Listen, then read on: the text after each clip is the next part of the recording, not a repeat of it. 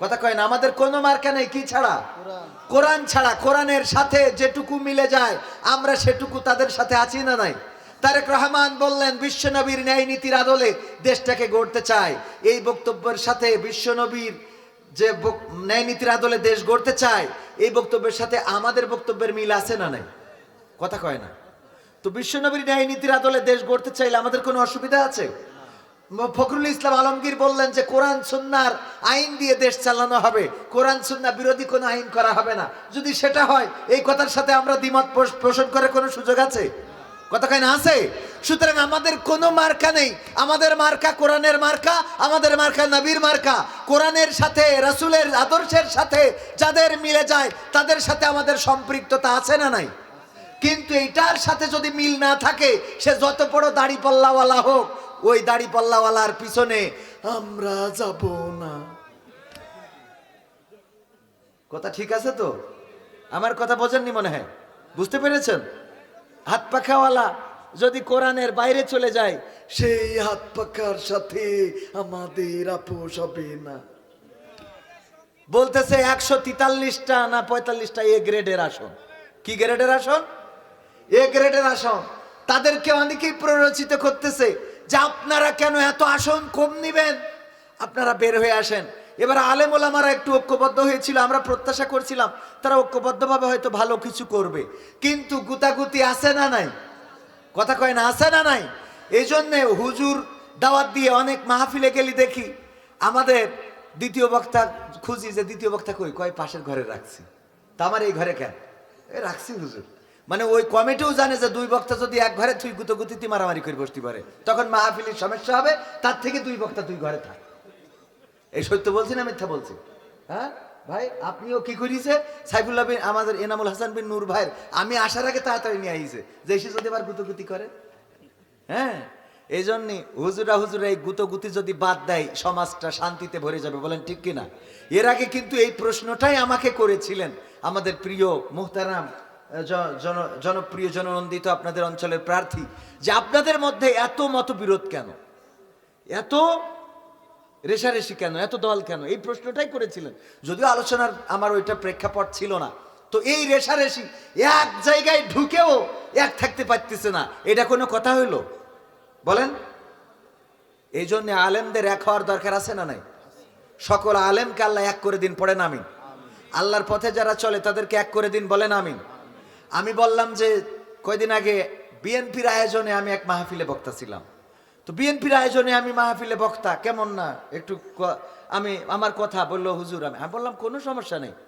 আমরা তো যেহেতু এতদিন ধরে ওবায়দুল কাদের বলতো খেলা হবে, তো এই খেলা হবে বলে বলে আমাদের খেলার লোভ ধরাই থিয়ে চলে গেছে। যেহেতু এখন মাঠ খালি সুতরাং খেলা তো করা লাগবে। তো তখন কি করেছি, এক দল যেহেতু ওয়াকআউট করেছে, আমরা যে 11 জন ছিলাম 5 জন আর 6 জন ভাগ করিতে নিজেরা গোল দিচ্ছি। কথা কয় না? যেহেতু মূল প্লেয়ার মাঠ ছেড়িতেছে, তাহলে এখন কি করেছি, বিএনপিরা ধরেন 6 জন, জামাতরা 5 জন, আমরা নিজেরা গোলবার ঠিক করি তো খেলতেছি। অসুবিধা কোথায়? এটা ভালো না খারাপ?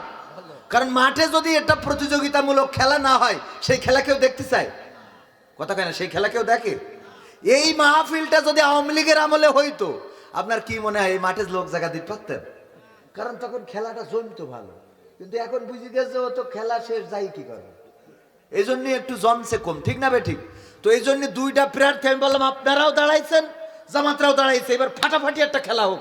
কারণ দুইটা ফাটাফাটি না হলে এটা জমবে না, তাই না? একদম 153 পাশ করে নিয়েছে। পরের দিন কেউ ভোট দিতে গেছে? কটা কুত্তা গেছিল? কথা কয় না? ঠিক না বে ঠিক? কারণ পাশ তো হয়ে গেছে, ভোট দেবে কিটা? এরপরে কি করলো, রাত্রি তাহাজ্জুদ পড়ি কাম সেরে ফেলিছে। ঠিক না বে ঠিক? পরের দিন কি ভোটের লোক গেছে? যাই নাই তো। তো এই জন্য একটা প্রতিযোগিতা থাকতে হবে, ফাটাফাটি প্রতিযোগিতা। ডাইরেক্ট মনে করেন সেই প্রতিযোগিতায় মোটামুটি এবার যারা ক্ষমতায় যাবে সবাই মিলেমিশে একসাথে দেশের উন্নয়নে কাজ করতে হবে। কথা ঠিক আছে? সবাই মিলে দেশকে এগিয়ে নিতে হবে। এটাই দেশপ্রেম, এটাই ভালোবাসা। আমরা এইটা যদি করতে পারি আল্লাহ আমাদের কল্যাণের পথে পরিচালিত করবে। খিচুড়ি ঠান্ডা হয়ে যাচ্ছে, ওদিকেও খেয়াল রাখতে হবে। সবাই দোয়ার মধ্যে আচ্ছা দোয়ার মধ্যে তারপরে দেবে কার গজল? তাহেরি ভাই। এরা আবার জ্বালালো। এই তাহেরি ভাইয়ের আজকে পুরো পত্রিকা ভাইরাল। সে কোটি কোটি টাকার মালিক। কত 1 কোটি কত টাকার মালিক, এটা যেহেতু সংসদ সদস্য পদপ্রার্থী উনি হিসাব দিয়েছেন। তো এই টাকার মধ্যে তার নামে রয়েছে 30 ভরির উপরে গয়না, কিন্তু বোন নামে দেয়নি। ভালো কাজ করেছে, কারণ বউ যদি চলে যায় গয়না নিয়ে চলে যাবে না। তো এই জন্যই সচেতন থাকার দরকার আছে না নাই? এইগুলো ভালো স্বামী যারা সচেতন, আলহামদুলিল্লাহ তারা কি সচেতন। এরপরে ঝামেলা যেটা, সেটা হলো পত্রিকায় খালি নিউজ করতেছে যে তাহিরির ইনকামের উৎস হলো ব্যাংকে জমা টাকার সুদ।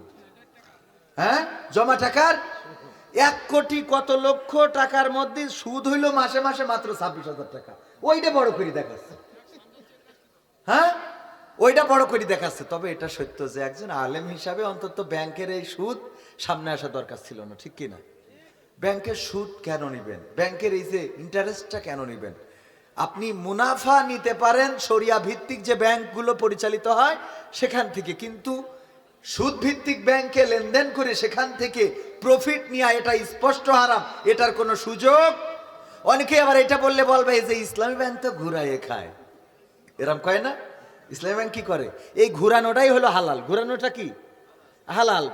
একজন মেয়ে পছন্দ হয়েছে গদখালি যেয়ে, আপনি তারে বললেন আই লাভ ইউ, বললাম আমিও আই লাভ ইউ, লাইলাতুল ফেব্রুয়ারিতে ঘুরে বেড়ালেন। হালাল না হারাম? কথা কয় না? হালাল না হারাম? কিন্তু যদি পছন্দ করার পরে গদখালিতে দেখে পছন্দ হয়েছে, অ্যাড্রেসটা নিলেন, মেয়ের বাবার কাছে বাড়ির থেকে আত্মীয় পাঠালেন, আত্মীয় গেল বললো যে আপনার মেয়েরে আমার ছেলে পছন্দ করেছে, আমার একমাত্র ছেলে, বিয়ে দিতে চায়, আপনি যদি আপত্তি না করেন। এই ওরা বললো ঠিক আছে আমরাও দেখতে যাবো। দেখতে আসলো, ঘর বাড়ি দেখাশোনা হয়ে গেল, মোটামুটি পছন্দ হলো। এবার দিনক্ষণ ফেলা হলো, গাড়ি নিয়ে বিয়ে করতে আসলো, কাবিন সেট হলো, তারপরে কবুল কবুল কবুল। এইবার লাইলাতুল ফেব্রুয়ারিতে ও গদখালি কেন, যদি আরো কোনো জায়গায় যায় কোনো অসুবিধা আছে? তাহলে ঘুরাই খালি কি বোঝা গেছ তো? ঘুরাই খালি কি? হ্যাঁ, যারা বলে ঘুরাই খায় ওদের বলেন ঘুরাই খাওয়াটাই তো হালাল। আপনি ঘুরাই নিলেন মানে কি হইলো? হালাল হইলো। আপনি ঘুরালেন না মানে কি? হারাম। তো এই জন্যে তাহেরি ভাইয়ের প্রতি পরামর্শ, তিনিও আমাদের একজন ভালোবাসার মানুষ, আমরা মহব্বত করি। তার ডিজে গান হিন্দুদের পূজায়ও বাজে, যদিও সে ডিজে গায় নাই, বানাই নিয়েছে মানুষ, তো পূজায়ও বাজে তার গান। দয়াল তোর লাইগারে, আর ড্যান্স আছে না নাই? কুপা কুপি ড্যান্স। এগুলো নিয়ে তো কথা বলতাম, যুবকদের নিয়ে আমার কত কথা মন চায় বাবা, কিন্তু আমারে রাত করে উঠাই দিয়েছে। আবার দিক খেচড়ি ঠান্ডা হয়ে যাচ্ছে, সব দিক চিন্তা করতে হচ্ছে। নাই যুবকদের একটু ডিজে নিয়েও কথা বলতাম। ওই যে আমার কাছে প্রশ্ন দিয়েছে পাবনায় যে হুজুর এই মুসলমানি অনুষ্ঠানে ডিজে বাজানো কি জায়েজ আছে? আমি বললাম যদি তোর মুসলমানি দিক যে হিন্দুকে ডিজে বাজাইতে হয়, তার থেকে আকাটা থাকা ভালো, ঠিক না বে ঠিক? তুই যদি মুসলমানির অনুষ্ঠান করতে যাই, তো যদি হিন্দুদের ডিজের কুপাকুপি করতে হয়, তার থেকে তো আকাটা ভালো। ও কাটার দরকার কি? ঠিক বলিস না বে ঠিক বলেছি? তো এই জন্য যুবকরা, আমার যুবকেরা এখন এই সমাজ পরিবর্তনের মেকার, তারা চাইলে এই সমাজকে পরিবর্তন করতে পারে। এই জন্য চেঞ্জ করার জন্য, এই সমাজকে পরিবর্তন করার জন্য যুবকদের এগিয়ে আসতে হবে এবং প্রতিটা যুবক সম্পদে পরিণত হতে হবে। প্রতিটা যুবকের হাতে কাজ থাকতে হবে, চাকরি থাকতে হবে। প্রতিটা যুবক এই দেশ গড়ার জন্য নিজেরা সিদ্ধান্ত নিতে হবে, নিজেদেরকে আপডেট করতে হবে। নামাজের সাথে সম্পর্ক, রোজার সাথে সম্পর্ক, জাকাতের সাথে সম্পর্ক, হজের সাথে